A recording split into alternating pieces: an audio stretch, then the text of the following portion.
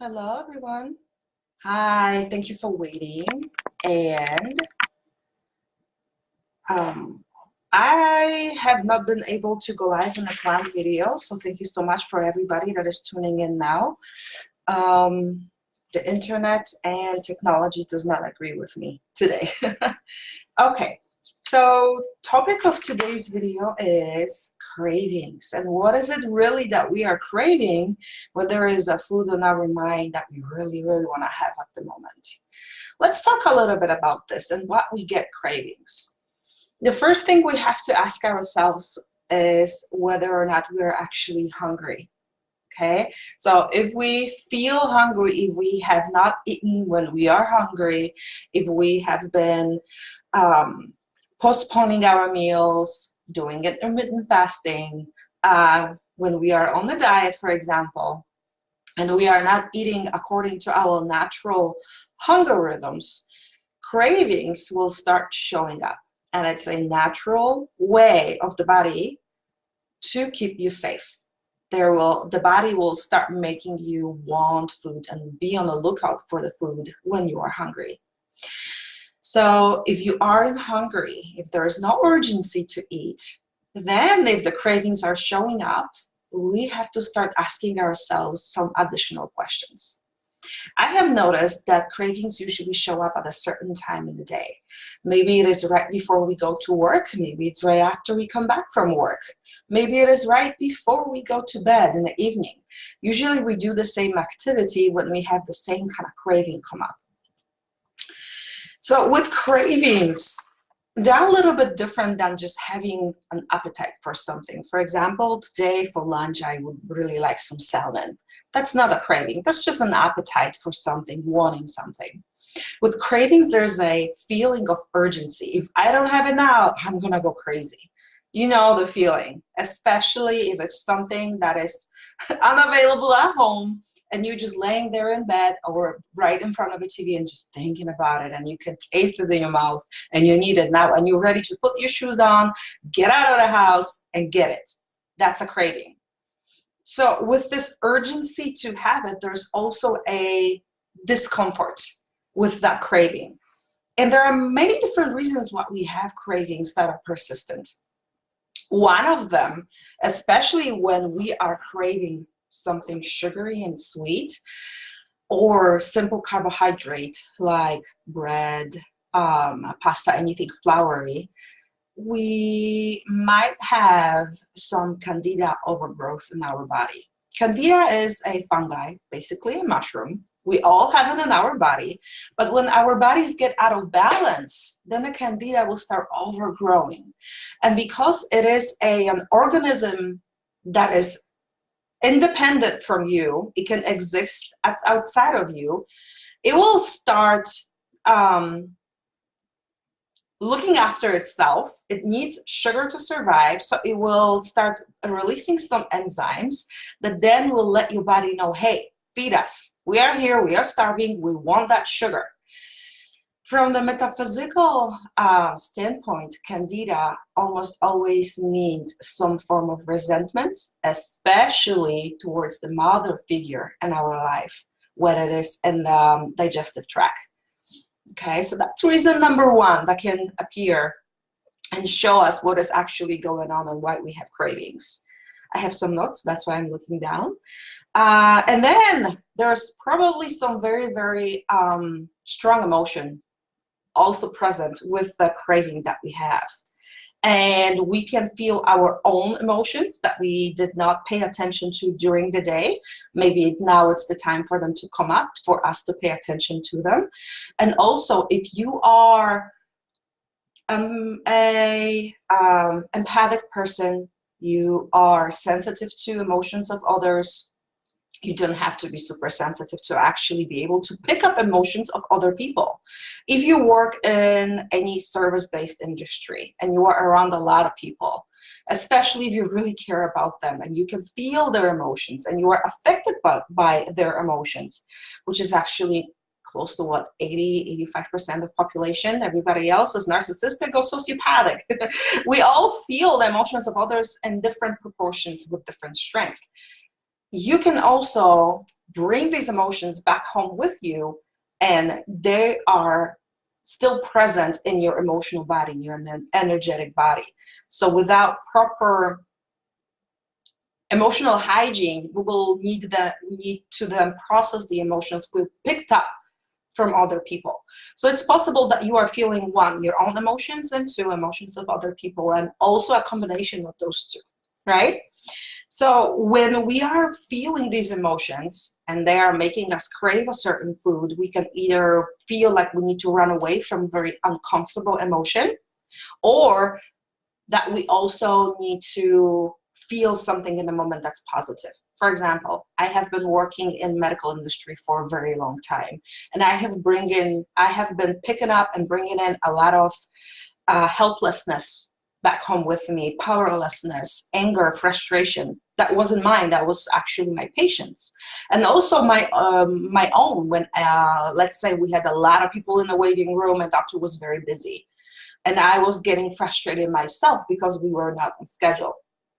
All of those emotions I brought back home very, very often. And in that situation, I was not only trying to, when I had a craving, to suppress these emotions, suppress the powerlessness, the frustration that I did not want to express, but I also needed to feel validated. I needed to feel safe and included. So certain foods, I had associations with them, and by eating them, I was getting the emotion that I needed to feel from an outside source, and also literally suppressing by eating, stuffing down the emotions I did not want to deal with. Because back then I did not have the tools that I have today to really deal with these uncomfortable emotions.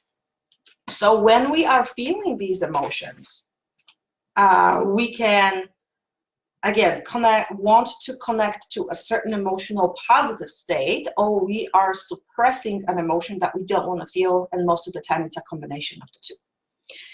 Okay, so how can we discover what is it actually that we are craving? If it's not the cookie, if it's not the milkshake, if it's not the ice cream, if it's not the french fries, what could be going on? And I will give you some ideas, and I would like for you to feel whether or not they ring true in your own body. So before we do any of that, we have to drop into our body where we feel these emotions. Emotions are felt in the body. And many times through eating, we want to escape that because we want to disassociate from the body. We eat very fast when we have cravings. So before we do any of these exercises, we have to ground, we have to go back into our own bodies. So let's do that today. And we're going to do it very, very simply. We're going to take a deep breath first before we do any of that, so we can come back here. We're going to notice how the air is coming in through our nose or our mouth into our lungs, how the body is then expanding, how the air is coming out of our body. We're going to notice where we're sitting. Maybe we are standing, maybe we are laying down right now. What surface are we on top of? Let's notice how it feels against our bodies. Let's notice the temperature in the room, the light in the room. What is it that we are hearing? Okay, so we're going to do that. We're going to take a few deep breaths, and we're going to notice our environment. Let's do it now.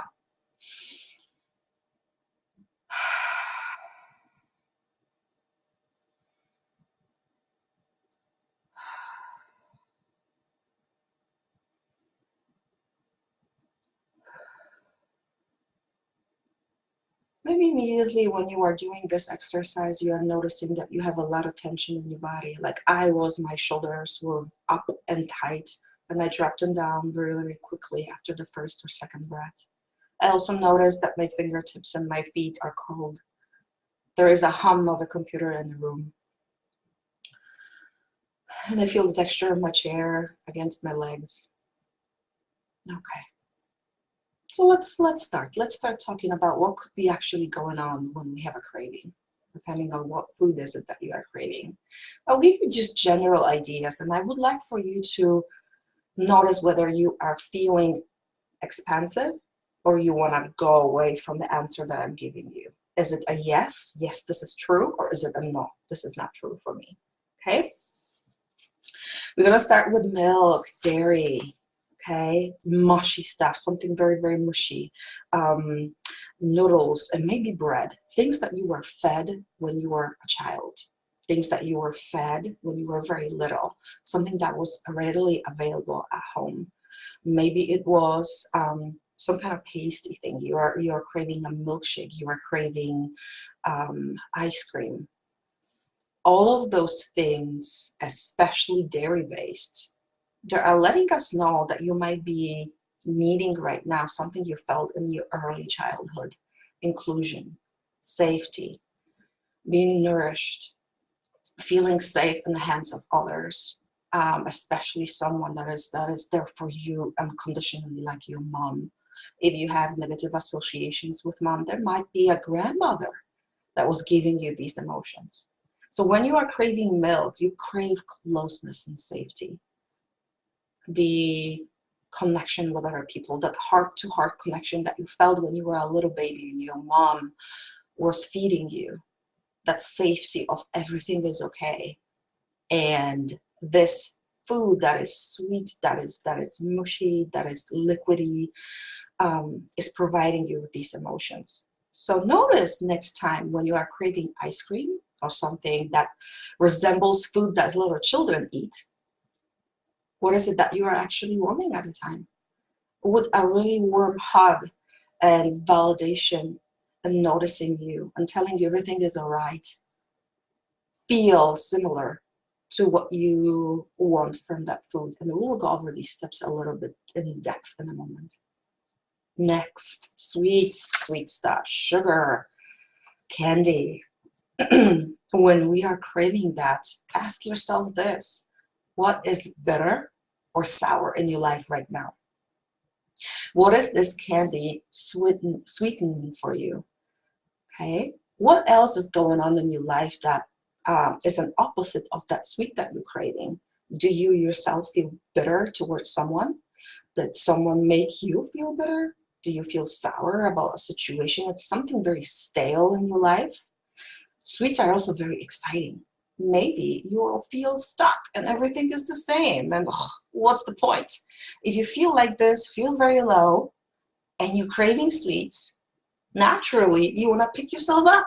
For me, sweets have always been very exciting. They have this connotation of celebration and everything is fun. When you were a kid and there's sweets available for me because of my history and how I grew up, sweets meant celebration, fun, having fun, maybe going to a friend's house for a birthday party, that kind of innocent play. Is it possible that you actually want and need to be playful in your life and bring that excitement back into your life when you crave sweets?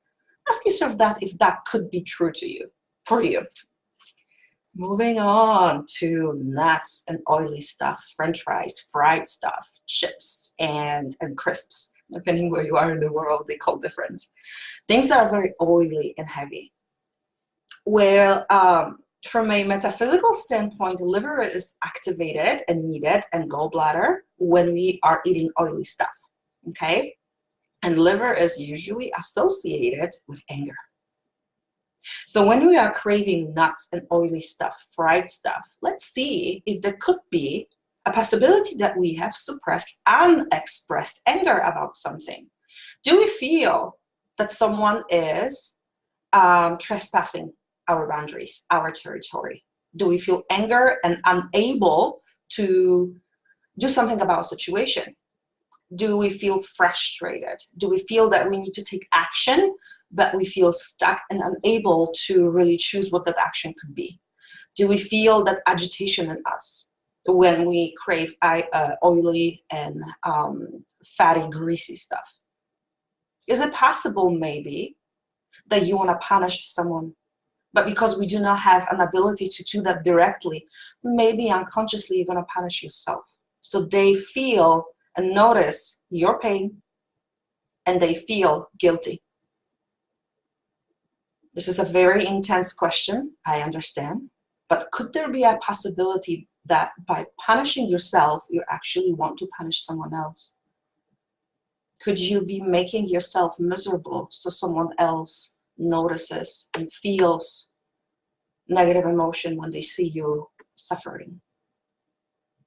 Could that be the only way for you at the moment to express your anger? In the society, we are not really taught how to express anger and how to let that emotion move through us. And always, anger is not the first emotion we feel. There is something that we felt right before that. We felt attacked. We felt powerless. We felt that we cannot defend ourselves. And anger is just an expression, a buildup of these emotions. How was your day before you craved that oily stuff? So these are the questions I would love for you to start asking and seeing what comes up. Okay? Next, we're moving on to meat, and especially red meat, something that has the taste of blood, that metallic taste to it. I have noticed that I am craving that, and with the people that I work with, we want to really take action. And this is a little different than the oily stuff. We want to be in our masculine. We want to move forward. We need that power, that might in us. And meat many times is providing that. And eons ago, having meat meant that you were able to hunt for it. You were able to get it. So how do you feel when you crave meat? How do you feel? What is it that you actually would like to do when you're eating meat, when you crave it, when you have that urgency to eat it? I'm not talking about having a taste for it. Okay? Moving on to chocolate, my favorite. I love chocolate. I'm a chocoholic. I love dark chocolate. The darker, the better. And chocolate, I have noticed that it's that because it releases endorphins, the feel-good hormones in our body. Many times we actually feel sad, but we are unable to directly connect to that sadness. We are unable to sit with that sadness. We're trying to avoid it. There might be a little bit of undertone of sadness when we crave chocolate all the time. Could that be true for you? Is eating chocolate making you feel better, happier? Not ecstatic, but happier. Is it lifting you up? Depending on what kind of chocolate you like, is it more sugary or more bitter? Do you need that excitement in your life and that, hey, everything's gonna be fine? Also, chocolate has milk in it. If we combine milk and sugar and cacao, that is giving us a little bit of energy. Cacao is very energetic. That can also tell us that we are stagnant in life, okay? Is it possible that your life is just blah at the moment? Do you feel you're stuck in the rut? Those are the questions that are worthy of asking when we are craving these things. I have two more for you. Salt and salty stuff. Our bodies need salt. We need to have a balance of potassium and sodium in our bodies. So number one question, are you drinking enough? Because many times when we are hungry, we actually are thirsty. We want to eat something, and our bodies will let us know that it's time to put something in our mouth, and many times we are not noticing a difference between that the fact that we need to drink and the fact that we need to eat. So if your electrolytes are imbalanced, when you have been sweating a lot, you have not been drinking enough, maybe you are waking up in the morning after a long night without drinking, and you have the craving for salty stuff in the morning. Notice what could have happened in the past that put your electrolytes in balance, especially losing water. Okay. Also, is it cold outside? When it's cold outside for a very long time, we are going to naturally crave salty foods. So this one could be a little bit more physiological, but if you are craving oily and salty stuff like chips, there's a combination here of that suppressed anger. And also, have you been giving yourself time to rest and replenish yourself, but especially replenish the water levels in your body? And coffee. Any coffee drinkers here? I'm a big coffee drinker. I love coffee. I love the taste and smell of it. And when I was in during the period of my life when I could not live without coffee and mornings were miserable without it, oh my gosh. I have noticed that I was actually giving myself to others, giving my attention, giving my time. nurturing others without replenishing my own reserves. So energy was giving me, coffee was giving me that energy to actually live. And because back then I did not know that I am getting my worth from my ability to help, I needed to continue doing that and continue giving myself to others without noticing that I need to pay attention to myself first. So coffee was giving me a way to continue getting a feeling of worthiness because I was giving. Also, you might be just needing some time off, some time to yourself. Coffee break. How does that even sound? Coffee break. I need a break from something, right? So are you on a crazy schedule, a hamster on a wheel, just going after something, but really being stuck in one place? Do you feel like that in your life? Could coffee be giving you energy and stamina to be still stuck in the same place? When was the last time you nourished yourself and did something for yourself because you like it, because you love it, because it gives you the connection to that zest of life? When was the last time you did that? When you are craving coffee all the time. Okay. Now that we are in our bodies and we went through just a list of few things that we are craving, we are going to do an exercise that's going to give us a lot more information about what's going on. I shared this technique before on my page. It's called the laddering technique, where we are asking ourselves one question 20 times about. You can just write it down without thinking, whatever comes first to mind. And you can also write the answers. It's the best when you write them or you do the exercise with someone and you're giving answers verbally. Typing does not connect to the same parts in the brain. So I would just grab a pen and write 20 times answers to this question. What does X food mean to me? For example, pretzels. You really want something crunchy, something dry and salty, right? So we're going to ask ourselves, pretzels. What do pretzels mean for me? 20 times. We're going to start giving answers. And you will notice around answer 7, 10, 13 for sure, some of the answers will start repeating. And you will notice a theme, a pattern of answers. Something might still be coming up, like excitement, for example, or taking a break, or a name of a person might start coming up. And then we just notice these answers, sit with them, and we give the pattern that we see in our answers a name. What could that be? Could pretzels to me mean that a lot of people eat it fast, and there's a lot of the muscles in the jaw activation, and that action of chewing, many times a lot of people will get even a little bit of pain or warmth in those muscles. Could the action of chewing giving you a release to that anger or talk to someone? Could that be a substitute for having a heated conversation with someone? And also, are you perhaps having a conversation with 2 people in your head? Are you arguing with someone in your head when you crave a certain food? Especially with a lot of chewing action is involved? Could that be possible? It was certainly for me in the past. So laddering technique, I will link it in the comments down below. There's an exact way to do it, and I will put in the comments down below. I wanted to go over another thing with you that involves a little bit of playfulness and pretend play. And that is really finding out what emotion we are feeling at the moment and what is it that we want from the food. This exercise will give you more clear answers, more precise answers. And from that point of knowing what is it that we want, we can then look at our life and see where we have been not giving ourselves an access to that emotion we need, or maybe there are some changes we need to make.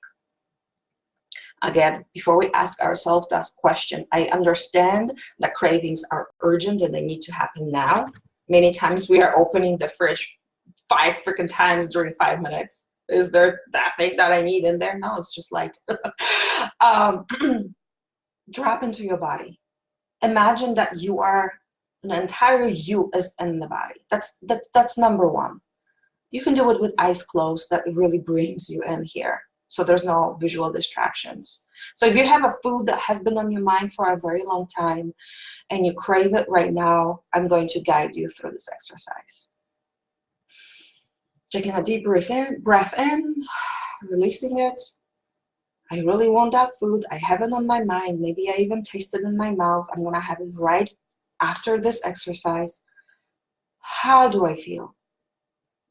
If I would know what emotions I'm feeling at the moment, what am I feeling? Frustration, sadness, anger. Okay. How did you feel right before feeling that emotion? If you knew what could have triggered the emotion, the first one you gave me, what could be right underneath it? What emotion could have triggered that? I feel unheard. I feel invalidated. I feel forgotten. I actually feel unworthy. I feel so alone. That's why I'm feeling frustration, anger, sadness. Okay. Now that we have these emotions, the secondary emotions, the ones that we just discovered that are deeper, where in the body could be a home for these emotions? Where in the body do you feel them? We can point to the place where you feel the invalidation, the feeling of being alone, the unworthiness, whatever it is. Where in the body is it? Here, in your heart, in your stomach. Maybe it's in your genitals, maybe it's in your hands, in your head. Wherever that emotion is, let's just imagine that we know that it exists somewhere in the body. The first answer that comes to mind, where your attention goes.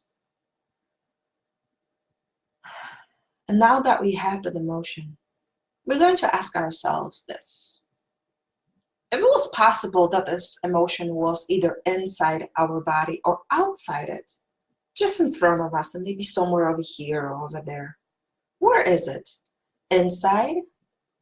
Inside the body? Outside of us? Or maybe both? Let's just imagine. Let's be playful. Let's imagine we know the answer. And if we knew, the answer would be, and I am going to go with an example of sadness. And under that sadness is invalidation and aloneness in the heart. And I feel it in my heart. And also I can imagine a little bit of heaviness right outside of me. So if you feel the emotion right outside of you, somewhere in your body, behind you, in front of you, under you, above you, let's continue being playful. And let's imagine that we can hear a voice or see a face, some kind of personal information about the emotion. There's a voice that we hear, a face that we see, that we recognize about this emotion. What could it be? Let's be just playful and see if we can connect to that. The first thing that pops up. Do you recognize someone? Who came into your mind? Who did you just think about? Your mom, your husband, your children, your boss? Who's there? I'm seeing my mom's face. And I immediately know that this emotion of sadness is both mine and my mom's. And I don't need to know where I picked it up or where it's coming from. All we're going to do right now is we're going to notice the difference between the emotions of the person that we're seeing and our identity. And while we are here, we're also noticing a difference between that emotion that we feel and the food that we crave. There is a difference. Let's just say that I noticed the difference between this emotion and the food.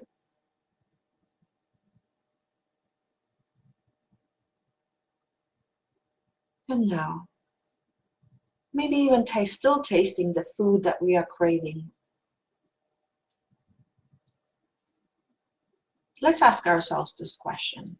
If we could not ever have access to this food ever again, just stop making it and you don't know how to make it yourself, what would make you feel better other than that food? What emotion would you need to feel in your body in order to make you feel better and less uncomfortable? And when I feel this sadness, for example, for my example, and the disconnection and aloneness, I really want to be held. I want to be comforted, the comfort of the physical touch, the safety and comfort of touch. Okay. And now let's imagine that what we need, the safety of and comfort of touch, or whatever it is for you, has a color. That safety or whatever it is that you need has a color to it. And we're going to form a beautiful ball of light of that color right above our head. For me, it's pink. Maybe it's a different color for you. And what I'm going to do when I identified what is it that I need, I'm going to, with an intention of giving it to myself, see, imagine, hear, feel, however it is that you are imagining stuff. I'm going to see that ball drop into my body and start going all over my body, in my head, through my neck, my shoulders, my hands, especially in my heart, because that's when I felt these emotions, the negative emotions. I'm going to see the color, almost like paint, just drip down my body. Drip down, down, down to my hips, down my legs, my feet. And now it's just spreading all over me. I'm like a pink panther. My intention is to know that this color represents the need that I need to feel right now, the emotion that I need to feel. And I'm going to pay attention to it, and I'm going to breathe. Just for a little bit, pay attention to that color and how it surrounds all of your body. If there's spots where it is not, make it go there. Make it cover your back. Make it cover your heart.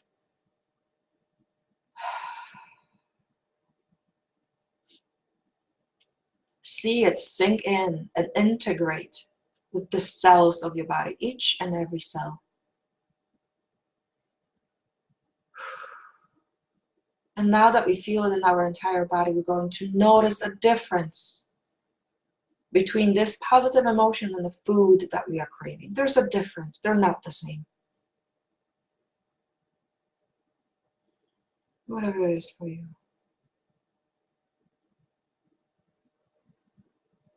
And whenever you feel ready, we're going to take one deep cleansing breath. And let out with a sigh. Open your eyes.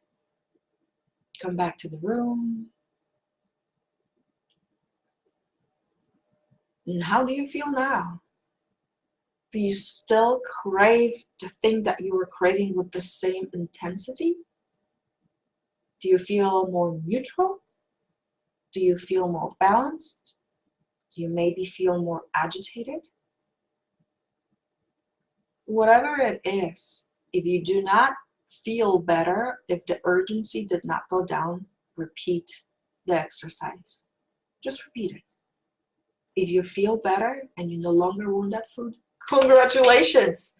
You just noticed what is it that you're feeling, whether or not it's your emotion, and you also gave yourself the one thing that you needed from that food. Through using your imagination, through being playful, you did it yourself without needing anybody else. I am inviting you to do this exercise over the next week and let me know how it changes your relationship to food. Does it make you feel better? Does it make you feel worse? Does it give you answers? Let's be playful and see if we can. It takes 3 minutes to do it, okay? And it can save you a lot of discomfort after without eating the food, especially eating it fast, okay? So Let me know how it felt for you, if what information you got from this video. I am here to answer any additional questions. And if you think you will be interested in booking a session with me, I do have openings next week. So feel free to send me a message or comment down below, and I will arrange time for us to meet. If you're interested in my Ending Diet Addiction program, where we are not only dropping back in our bodies, but we are also accepting how we look right now, ditching the diets forever, and making peace with food, let me know and we'll jump on a call. We'll talk about the program. Thank you so much for paying attention. Thank you for being with me today. And it's my honor and pleasure to guide you back to your own healing abilities, so you know you do have resources in you to deal with life. Thank you so much. Have a wonderful rest of your day, and I'll talk to you guys via chat. Bye-bye.